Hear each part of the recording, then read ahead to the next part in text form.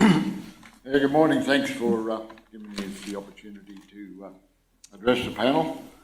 Both Mark and myself are involved not only in the cattle industry, but also in the oil and gas exploration industry as civil contractors. Probably one of the major civil contractors in the top end of the Northern Territory. So we'll go straight into it, I think, and I have read the report and the summary of the report, and I have no criticisms of it. But one thing I'd like to be noted is that activists and other groups have made an art form out of stirring up the local Aboriginal population and using them. The general public probably has very little or no knowledge of the difference between the Aboriginal Land Rights Act and the Native Title Act. And I'm not sure the panel knows, but I think it would be worthwhile noting in future reports what the difference is, because under the Native Title Act, land rights legislation, no one can enter Aboriginal freehold land without a permit. So whether they've got an exploration licence or not is a moot point. Without the traditional owners and land councils, they can't go there. The way we're going to do this is we've got a list of stuff we want to talk about, and we'll jump from one to the other. We usually work together reasonably well without fighting about who's going to do what. So what I'd like to go on to is the interim report notes that shale gas is a fossil fuel and its use produces greenhouse gas emissions. That is true. The IMPEX plant in Darwin is hailed as the saviour of Darwin. It also produces exactly the same stuff in a larger quantity, probably. So the question I have is, why is one hailed as a saviour and the other one as a villain? It's something I think worth considering. I mean, there was no social impacts. There was nothing done on the IMPEX plant. It was hailed as the saviour of Darwin and the Northern Territory economy. Whether that's true or not, I don't really know. The main thrust of our presentation today will be on regional economic activity and the benefits of, and as we both work in the cattle industry and we both come from the regional areas, that's what we thought we should concentrate on. The Northern Territory Treasurer really recently said that even if the moratorium were lifted immediately and work started immediately, there would be no benefit to the Northern Territory economy for the next 4 years. We dispute that. It's absolute fabrication. And besides of which, government forward estimates run out for 4 years. So if a government was fair dinkum about framing a budget, they would be looking to put stuff in their forward estimates. So we dispute the fact that there would be no economic benefits whatsoever to it. And and I'll just hand over to Mark now, because he can give you a bit on the economic stuff, or do you want me to do this a little bit at the bottom of the page? No, we'll stay on the economic stuff. Yep. You want to do that bit? Yep. So, as Bill just said, if the moratorium was lifted, MS Contracting has clients that could spend more than $30 million in the first dry season, being 2018. Planning would happen over the wet season, and we'd be in operation by April of next year. All of this would go into a local economy as contractors, employ people, purchase goods and services, etc. So everyone that we employ, all the services that we use are all local. Everything is local, and that's one of our big things when we operate, and it's one of our challenges we do have with oil and gas companies, is using local, because generally the oil and gas companies are from East Coast. So when they come up here to operate, they fly in, fly out, a lot of their people. So we've done the last 5 years in trying to change that, in which we have.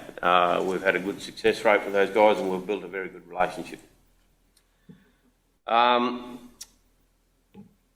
then also you have your drillers, etc., that would come from the East Coast and so forth. But in time, progressing down the track, the likes of drilling operators and so forth would, I would dare say, reside in the Northern Territory and set up offices, etc., and also employ local. There's a drilling pipe company that was in Darwin as last year operating, which I just can't think of the name of now. But they were here. But they had to shut down because of the close of the operation, basically. So they've shut their business down, shut their doors, put all their staff off, etc. That's one example of where it's hit the economic side of it. If I could just cut in there, the other example is that we also shut our doors. Right. We put a heap of people off. We could have any up to 80 people working in 2016. Just on that note there, we operate a lot with Pango, which you'd be familiar with. In late 2015, we were in the planning stages of constructing a bitumen road on the Western Creek Road, which services about 13 pastoral properties, etc. on that road there. Now, it was not only just for the idea of it was to seal that road so we could get wet season access and operate 12 months year round. But then obviously that would then provide all year round access to those pastoral properties and other people wanting to go through those areas. That road was going to be budgeted anywhere from 80 to 100 million. That would be then injected into the local economy and transform the lives of the operations and the businesses down that road, not only just the explorer. As exploration moves into production, petroleum companies will be building infrastructure, roads, communications, etc., which will benefit the region and people who live there. In the calendar years of 2014 and 15, MS Contracting had a turnover of 40 million from the gas exploration alone, all of which is spent locally within the Northern Territory. Just to flip from one page to the other now, this is just going back on some concerns that were noted in the report. So the loss of habitat and the spread of weeds, land contamination, and the impact of stock movements as a result of roads, pipelines and well pads is noted as a concern. In order to find a comparative example of this type of environment, there needs to be a similar situation compared. We use the Cooper Basin is an area which can be compared to the Northern Territory for the reasons being that the pastoral industry and the social environments are similar scale to the Northern Territory. The reference in my written submission provided by Epsilon Station in the Cooper Basin outlines the benefits of the infrastructure provided by oil and gas operations on their property. It also highlights the relationship they have developed with the oil and gas operators over the past 4 decades. This is the type of situation that's to be used for an example in the Northern Territory, as it is most similar in areas of pastoral social environment and the development stage and lifestyle. So in other words, basically within the whole operations in Australia where oil and gas is performed, the Cooper is the most similar to the Northern Territory.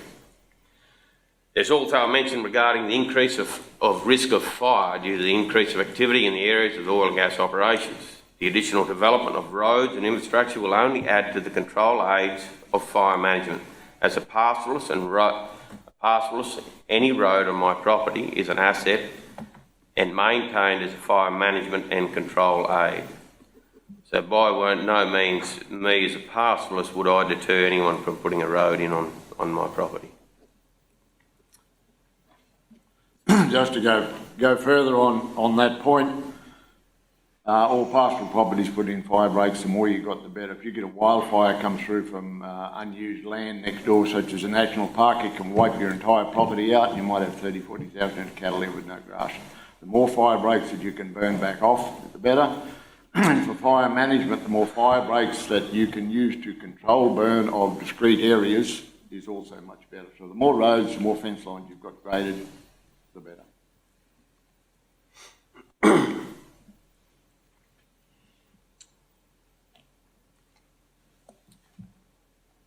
Want me to jump on that? Yeah. As we all know, Aboriginal economic activity is vital for communities. Now, I've been 50 years in the Northern Territory. I've been around Aboriginal people all of my life, and I mean real people doing real things. We've employed them, we work with them, we train them, we do various things with them. The unemployment and the poverty in Aboriginal communities across Northern Australia is endemic, but it's probably worse in the top end of the Northern Territory, the centre and the Kimberley. There is no viable employment opportunities out there except in regions where you may find oil and gas. In 2015, Pengaya funded a $500,000 training program for 16 Aboriginal people, which MS Contracting run. At Flying Fox Station, we have a setup there of 32 rooms, kitchens, etc. It's a registered boarding house food operation there with NT Health. We run that program there for 6 weeks. Everyone who came into it graduated except for one who got ill on the way through and had to go home. They were all offered jobs. They were all going in. The program was run both at Flying Fox Station and at the Pengaya drill sites at our camp. So they'd done some on-site stuff there as well. They were all offered jobs, and then it was announced that if the Labor Party won government in the Northern Territory, they would impose a moratorium, and therefore the whole project was cancelled, and therefore there were no jobs available. But every oil and gas company that we work with, and we work mainly with 4 of the biggest ones around the Northern Territory, have all made the commitment to us that they will continue using that program as a model to train Aboriginal people and offer employment. They won't give full employment anywhere, but it will help. It certainly will. We can also train non-Aboriginal people in the oil and gas exploration industry as well, and that is badly needed because most of the civil operators, such as truck drivers, grader operators, whatever you get, are trained in town. They have no knowledge of living in a remote camp or operating in remote conditions. So we can actually train people out there. We will have regional employment opportunities in a great number. Just moving from that on to pastoralists, etc. So pastoralists should be able to profit from their activity on their land, but should not be able to veto access to the underground resources that have been legitimately purchased by others. This would be consistent of a secondary boycott. However, a percentage of the profits from production would give owners a second income that would help alleviate the volatility of seasons, prices, coupled with fairly negotiated access agreements, will allow both industries to work together. For examples of this, look at the privately owned Epsilon Station, as I discussed earlier on, with the reference from those guys in the Cooper Basin. Properly designed resources for regions or royalties for regions, which I think I discussed in my written submission, would see the royalties for each region spent on infrastructure within the region where it's produced and not siphoned off into city infrastructure to appease voters. This would go a long way towards convincing landholders that the benefits outweigh the disadvantages.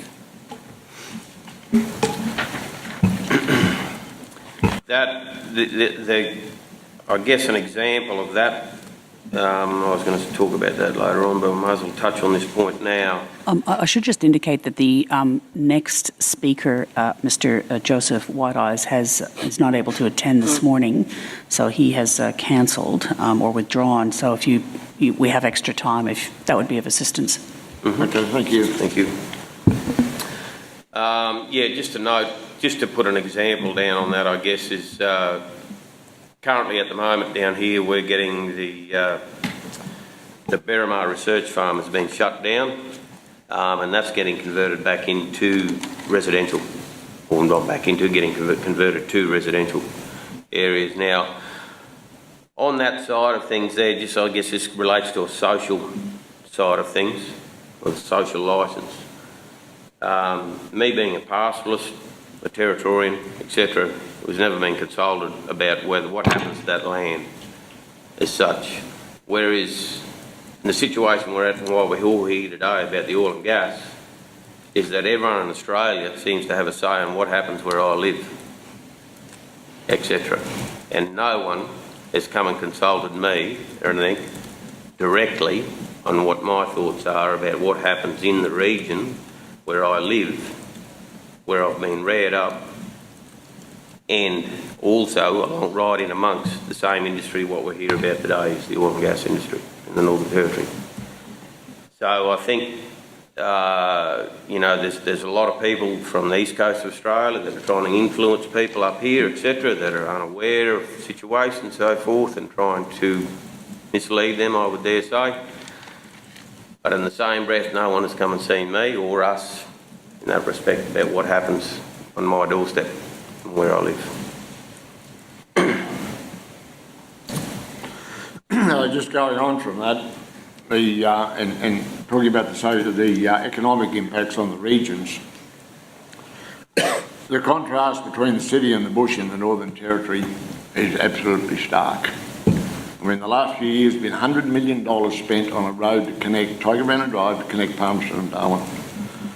Now they're going to spend another $50 million putting in 600 metres of road up Barneston Avenue to access the CBD of a dead-end town. And by a dead-end town, I mean you can't travel through it. It only goes there, you stop, you've got to go back out.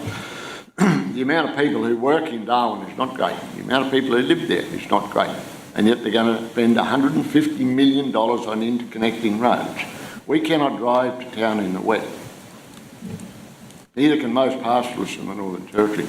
We can't send our cattle to market during the wet.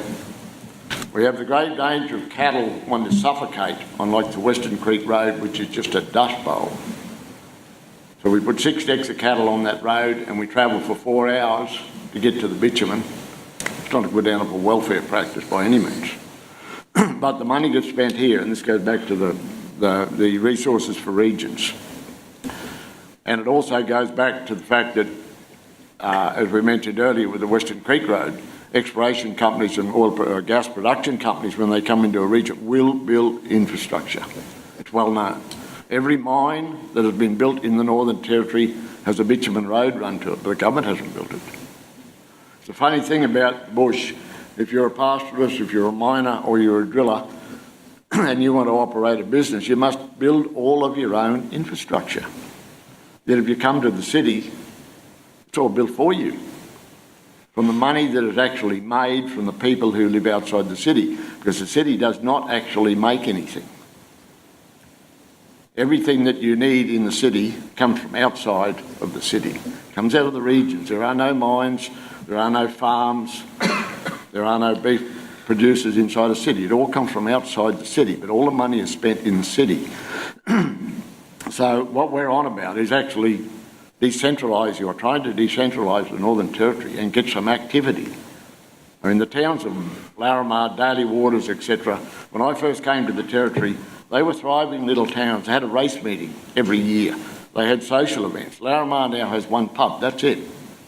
It used to have a police station. There's no police station in the area. Daly Waters is the same. There's about 5 people live there.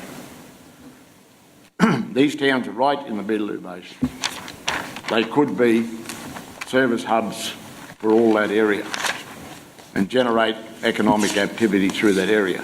It would mean that there's a possibility a health clinic might even start up there again one day, or maybe a school will start up there one day. They used to have a school in Daly Waters. It was shut down because the population moved.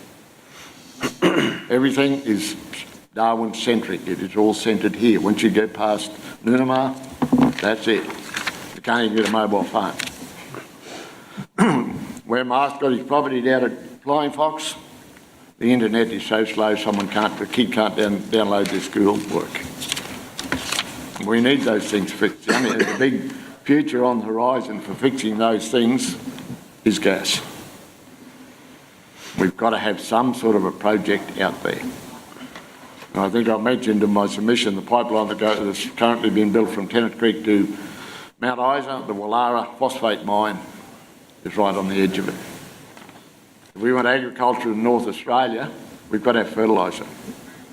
Nitrogen is made out of gas. Urea is the biggest fertiliser we use. The next one is superphosphate. It will be shipped into trucks, put on a ship and sent overseas to be processed, and we'll bring it back.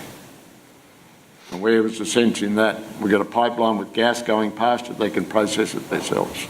Another big phosphate mine just out of Mount Isa can do exactly the same thing. In fact, Incitec is one of the biggest customers on the new gas line already for their superphosphate mine outside of Mount Isa. And this is Australia's and Northern Territory's problem. We dig it up, we send it overseas, and then we buy it back. Before I get carried away, you can go on.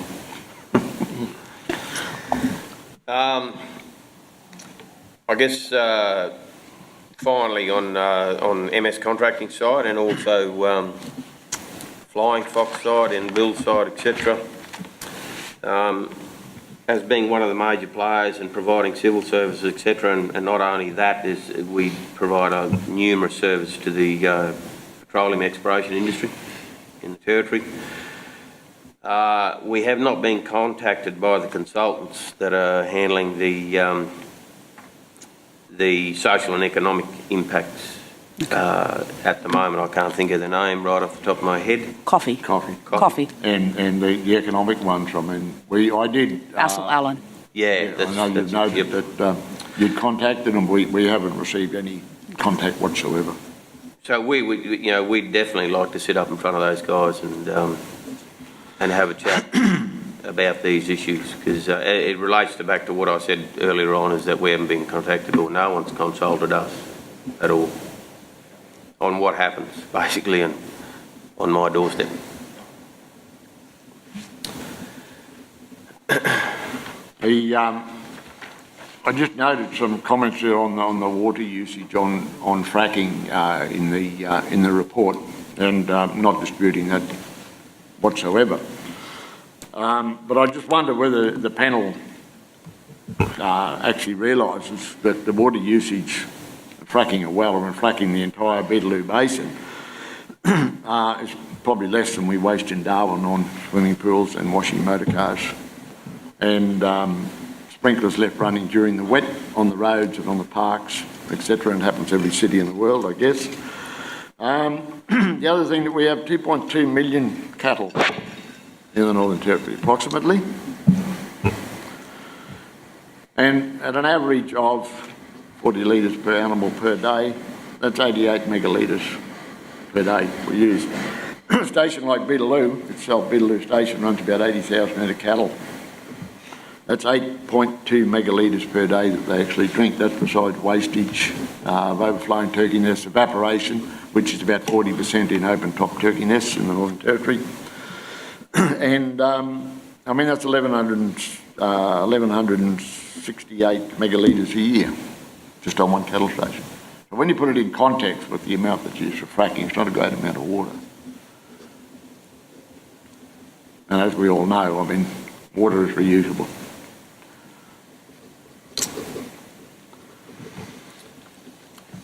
The other thing, going back onto the resources, is recent United Nations demographic report states that over the next 70 years, which is less than my lifetime, I've been around longer than that,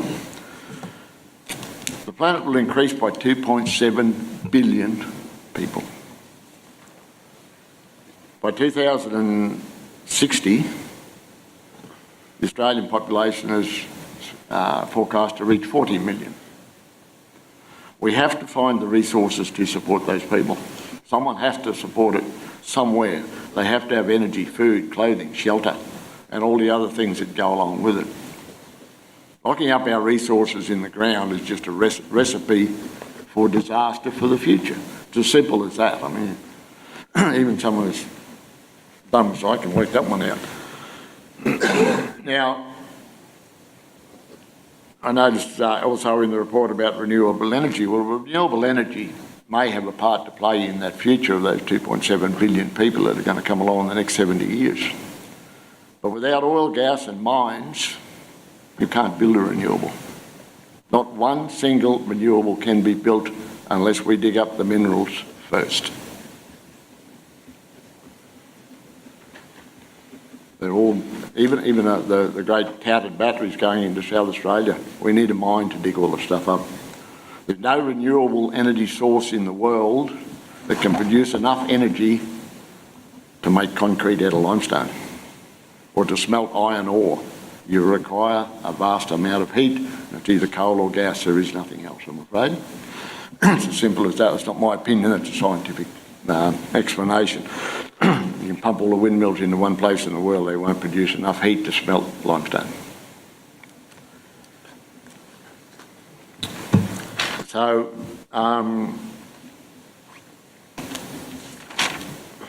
guess that's about where we're at. We kept it reasonably brief, thinking we were on a fairly short timescale.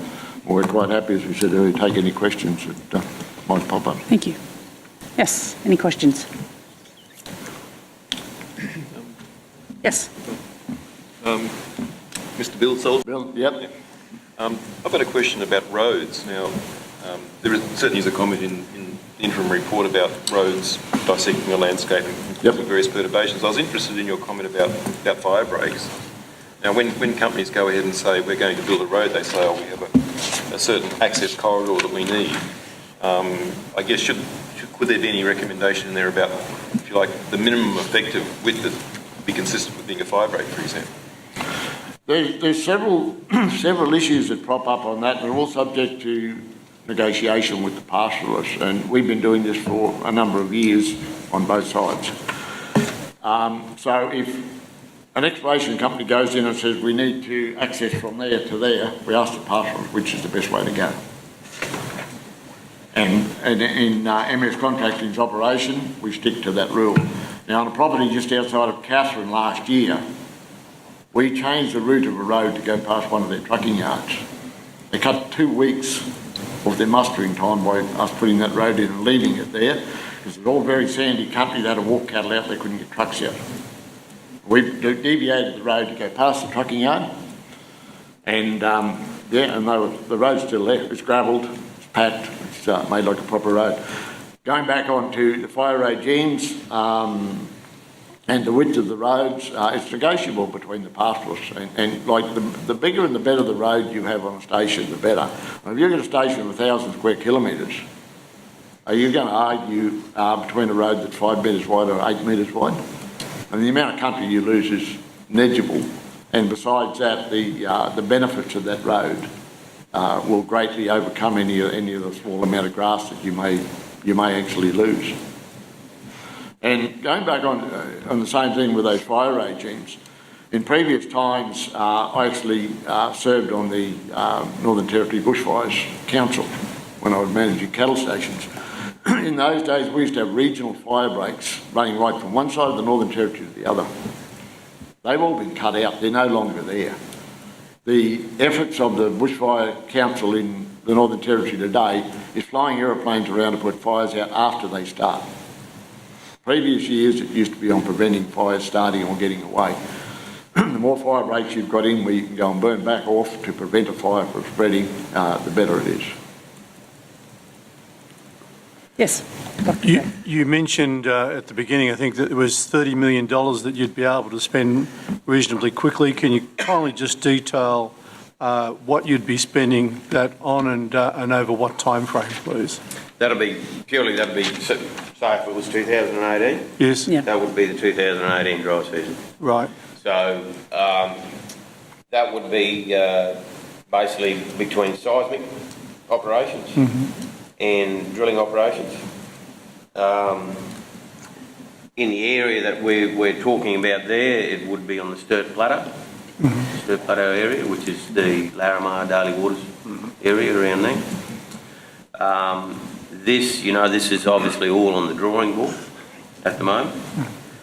But, and essentially, if the road that I discussed earlier on that we were going to construct on the Western Creek Road, if we're going to seal that's planned to do over 2 seasons, over 2 dry seasons.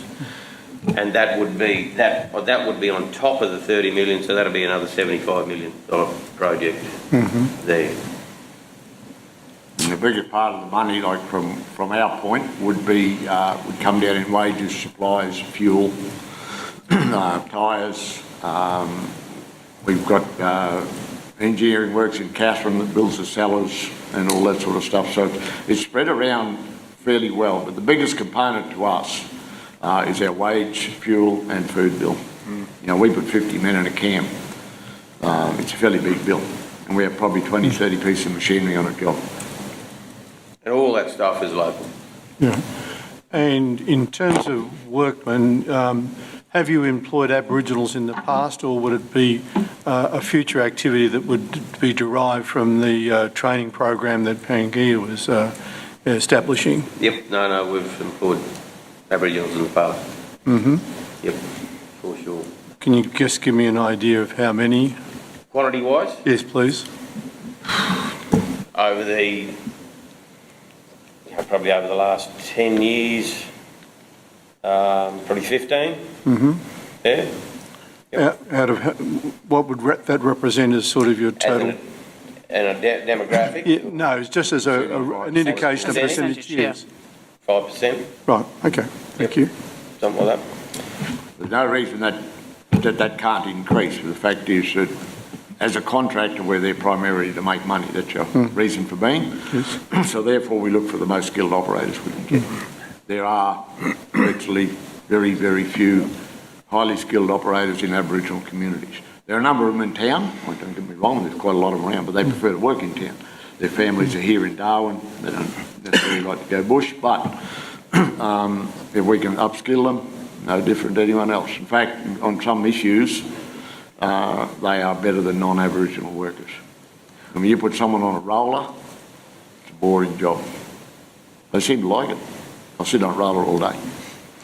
So also in saying that too, we've also got MOUs done up with local communities in our area, whereby if through any contracts, this is not purely on oil and gas, but this is with anything, really, that they will go and try and source guys out of their communities to come on the job sites with us as such. Now, they're skilled or unskilled, whatever it may be, but we'll find a place for them in that arena. So that's something that you've initiated yourself? Yes. And to help develop that sort of program that you're developing, what could further assist you to sort of upscale that program? The Pangaea /MS training facility that we ran in 2015 Yes. that's the starting of it. So that's just the initial stages of getting the ball rolling. The biggest thing with employing Aboriginal people is that you have to form a nucleus as such to try and get one to come along or two to come along and stay the duration is very hard. So you have to start to build a nucleus, which then forms an attitude, and then those people become then the outside communities to that. All of a sudden they start to see this and they want to be a part of that as well. So then you create a culture, is the word I'm trying to look for. And so once you've got that culture established, you've got sort of 5, 6, 10 or a dozen guys, people on a site, and all of a sudden you've got them there all year. Whereas if you just got one here and one there and so forth, it's very hard to keep them. They're very tied to their roots, their family roots, etc. So the more culture then you can sort of invest into that, the better it happens. But you have to have a starting point, and the starting point to move forward was the operation that we started with Pangaea. Can you give me a bit more information about that? Yeah, the whole concept that we came up with, that training programs where you're going to be working in a remote area, living in a remote camp, doing 3 on, 1 off, or 4 on, 2 off, whatever it might be, whether they be Aboriginal or non-Aboriginal, running those sort of programs in Darwin or in Katherine is just a complete and utter waste of time. They start at 8 o'clock in the morning, they have a cuddle or whatever it is, and then they go into doing a bit of stuff out in the backyard with a backhoe. And then they have lunch and they do all this. They get out on to the site and the first thing they pick up one of these, I got no reception. Where's the local chicken shop? It ain't here, mate. We start at 6 in the morning, we knock off at 6 at night, we do 12-hour days. So what we developed at Flying Fox, because it is in a remote area and we have the accommodation, we have all the facilities, it's set up exactly as our remote camps are set up. As I said, it's got registered kitchens and registered boarding house status as well. is that we run the training programs there exactly the same as we run them on the worksite. Breakfast is at 5:30 in the morning. They start at 6. They do their pre-start meetings. They go to work. They do the pre-start on whatever machines we might be using, and then they go out and they actually do something. We go out onto one of the roads on the station, for instance, and say, right, over the next 6 weeks, you are going to construct 5K of that road. If you mess it up, it doesn't matter. We just go back and do it again. It's a training program. And the other thing that, and we run all those exactly as we would run them on site, including, and this is extremely important, radio communication. You get Aboriginals out of the community and get them try and talk on public radio. And when I'm saying public, there's 20 machines on that. They don't like doing it. They get all shy. They do all these sorts of things about it. But getting them used to that, getting them used to the lingo that is used over the radio, because it is constant. If you've got 3 graders and 2 water trucks and a roller working on one stretch of road, your drivers are talking to each other constantly about wanting more water. There's too much water. I'm turning. I'm doing this. You have to get them used to that. Otherwise, you chuck them into a machine and they freeze and they cause problems. Usually cause accidents. I can remember we at one time hired a local water truck driver who'd been through a training course. Unless there's a standpipe there, he didn't know how to fill a truck up with water. When I asked him about it, he said, oh, but 10 of us done this. And how long? 3 days. And that's the sort of training, and they send these people out and tell them you've got to give them a job. Quite frankly, they're useless. It doesn't matter what race or religion they are, they are useless. So you have to run them through the correct types of training programs. The other thing that happens at Flying Fox with the training there is they get used to the fact that they are working with other people. They have to have a bogey in the morning, otherwise they have to shower. They have to come into breakfast presentable because you're working with 40 or 50 people. They have to observe all the social niceties that go with living in a camp. And then running them through Flying Fox for 6 weeks gives them the opportunity to actually learn all those things. And one of the greatest, or one of the worst things you can do to someone, an Aboriginal, say, who's trained in town, is drop him in a camp without a proper pre-training of what that camp life is going to be like. Usually you go on by the 3rd morning, they're gone, they're out on the road plumbing a lift. And that's, like I've seen that happen in mine sites and that around the Northern Territory for 40 years. That just does not work. Essentially, it's work ready. Okay. Yeah. Work ready is the type of input that we try and put through.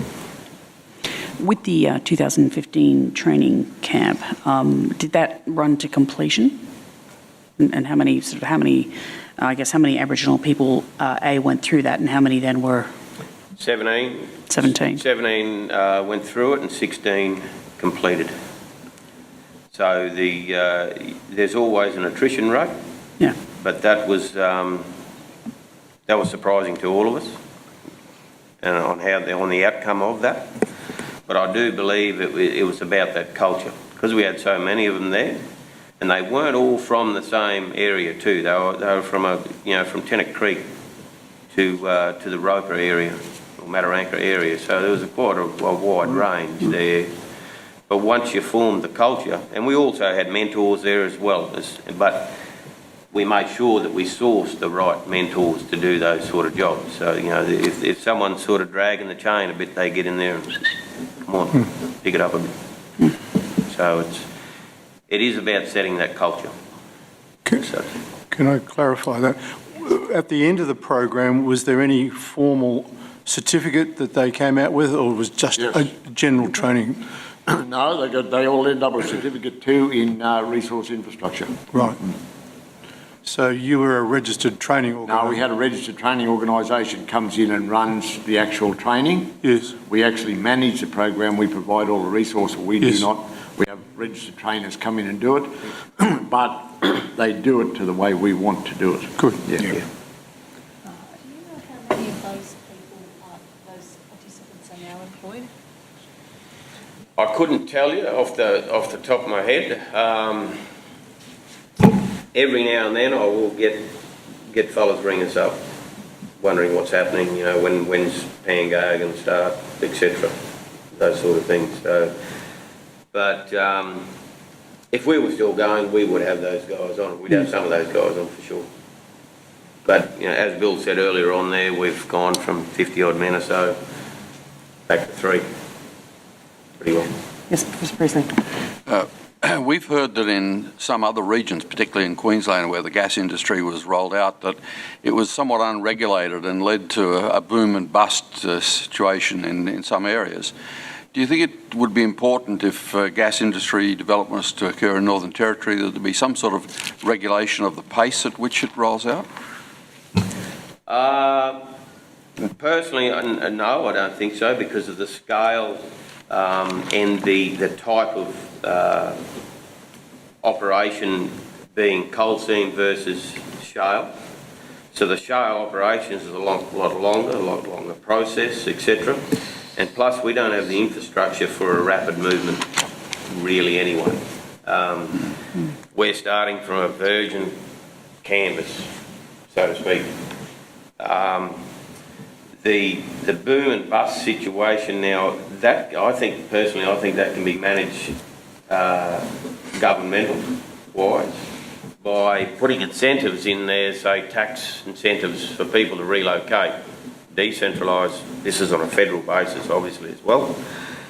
But for decentralisation, with tax incentives, tax breaks, etc., to promote those sort of things and get people to move to the likes of the Northern Territory and regional Northern Territory and so forth. So I think there is, like I will say that there is, if let happen, a boom and bust situation could happen if the government lets it happen, but there's mechanisms to be able to counteract that.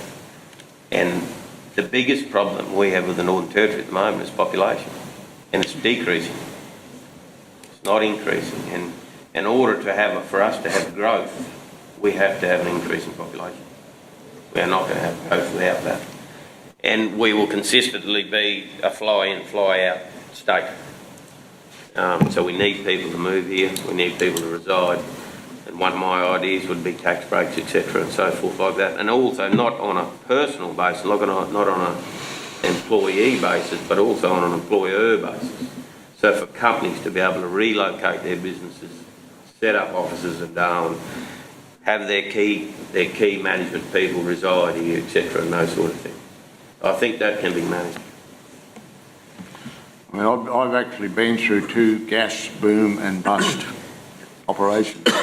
One was the first gas plant here in the Darwin Harbour, and the other one's the one that's been built currently. I've also spent some time in Queensland there. I know what the boom and bust done to the towns of like Wallumbilla and Roma.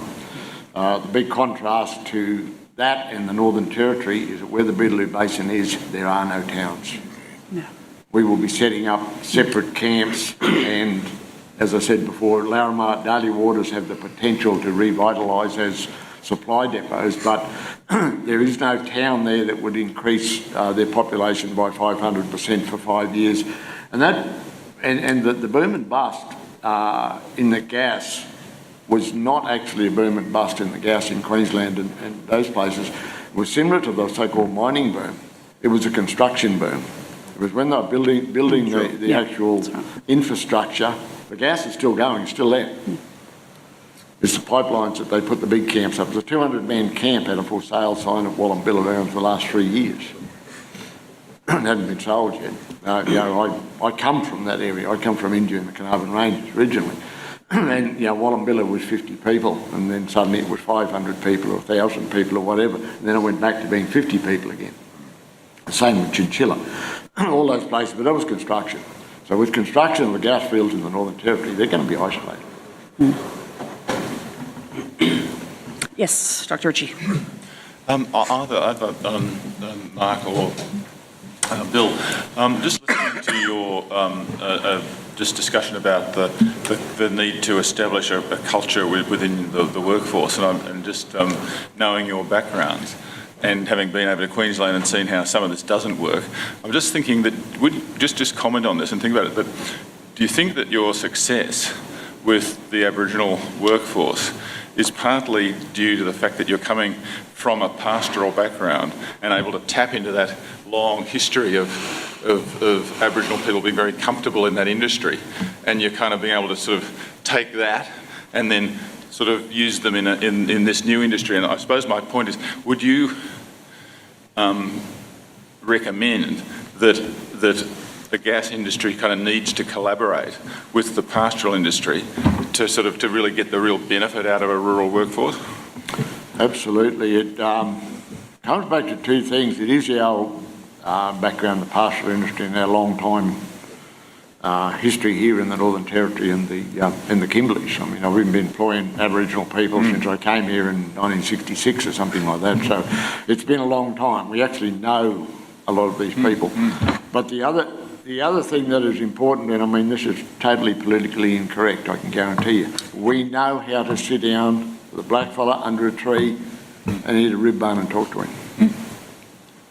Most of the people out of the city go there and they have this hang-up about culture and we must do this and the victim mentality and all the rest of it. It doesn't work. The Aboriginal people can see straight through that. And they just say, oh, right, are you going to give us some money to go to training? Yeah, give us $500. We'll go to training for a week. Not going to do anything with it. They sit down and talk to us, they know we're fitting. I think you're right, though, with the connection, though, between the, trying to form that unity, etc. But I think it's probably not just a pastoral basis, I think, that helps us. It's just being local. Oh, yeah. So they know who we are, etc. We pass them on the road every day, sort of thing. And that is probably one of the big things in this,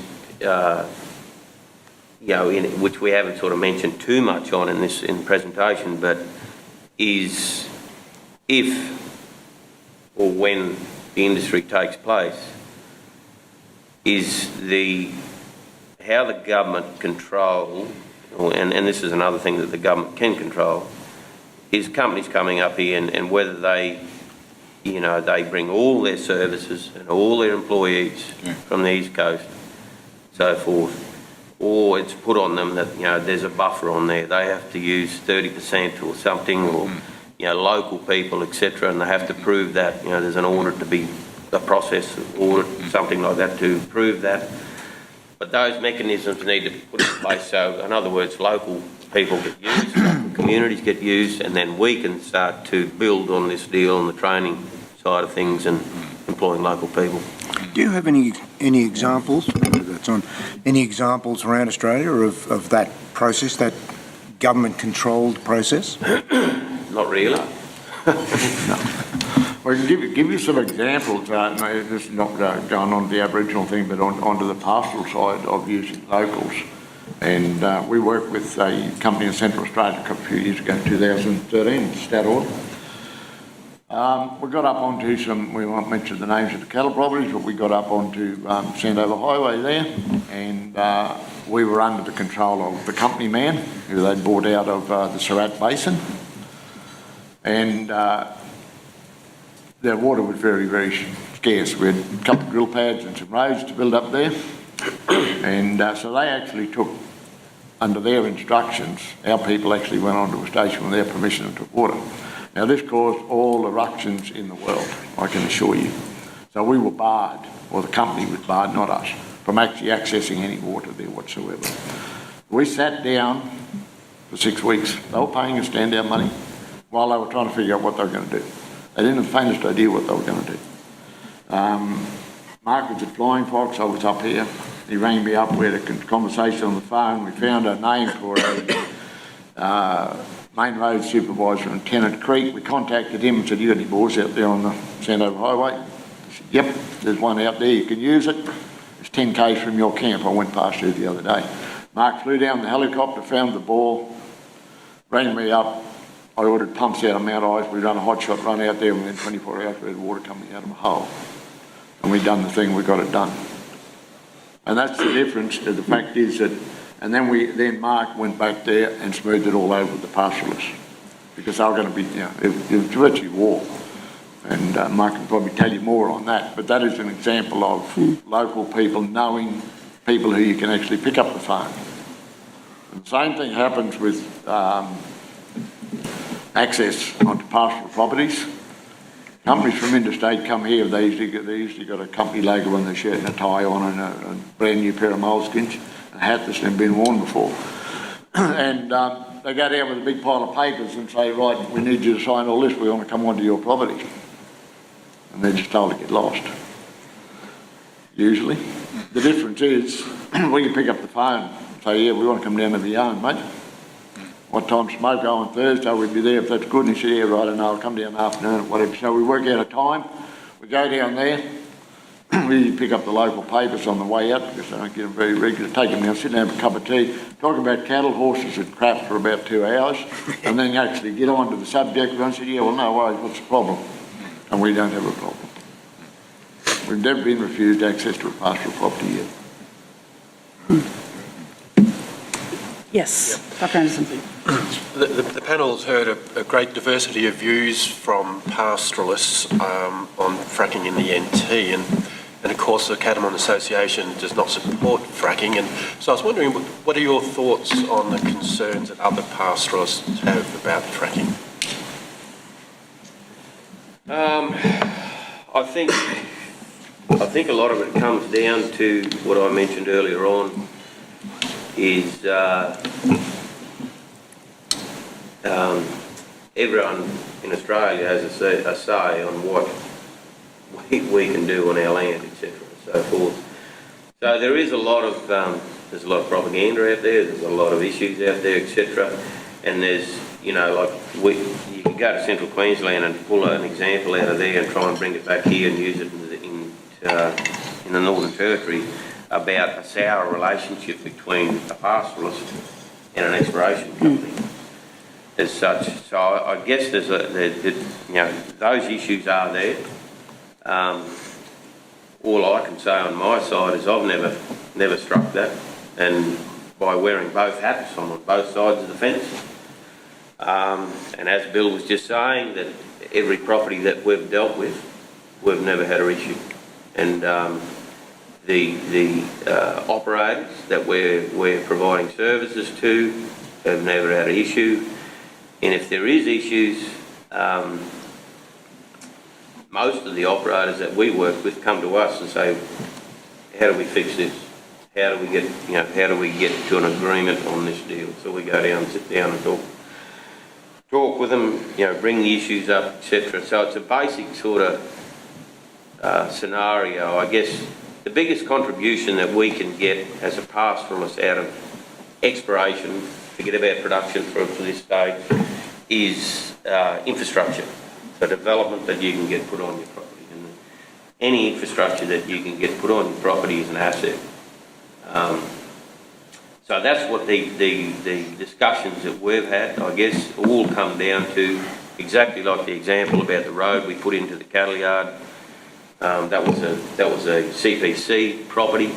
That yard had never ever been able to get a truck to it. And there's an example. CPC weren't quite pro on the oil and gas side of things, yet where they're putting infrastructure on the property, and they've got a yard now that they can truck cattle directly out of. So that's just an example of what does happen. You know, everyone's got their opinions.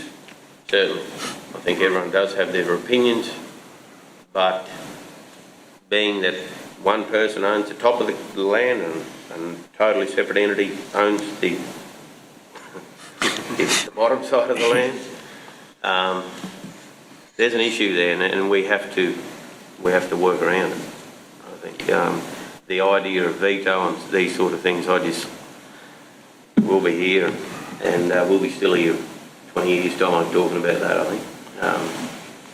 I mean, I'm quite happy. I've got a smaller place just outside of Castle which has one bore and the rest of the places run on springs. The place I've got at Berry Springs here, I run more than a beast to the acre on that, which is unique for the Northern Territory.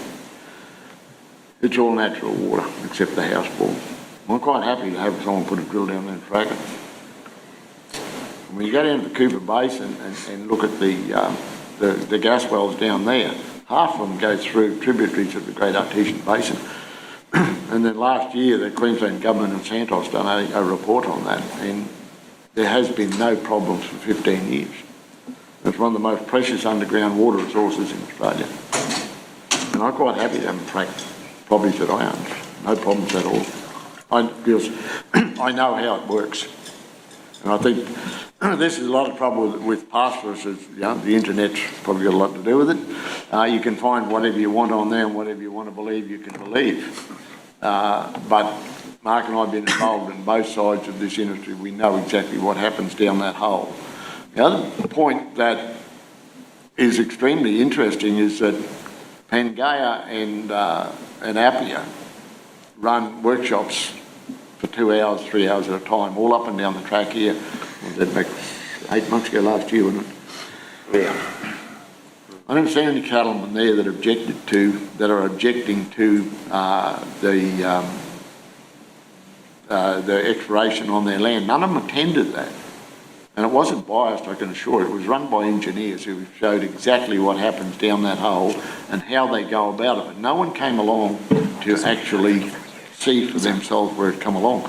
I never seen one person, I did the candidate, Labor candidate for Cashman attended one down there. I never seen any other person from the government actually turn up to see how this was done. But several of them that I spoke to, I asked them if they know what the process is, and they say no, it's bad. But they don't actually, no one's going out to inform themselves. I've never seen the Cattlemen's Association, and I attended nearly all of these things, never seen the NTCA actually send an attendee along to those workshops. So a lot of them are speaking in ignorance.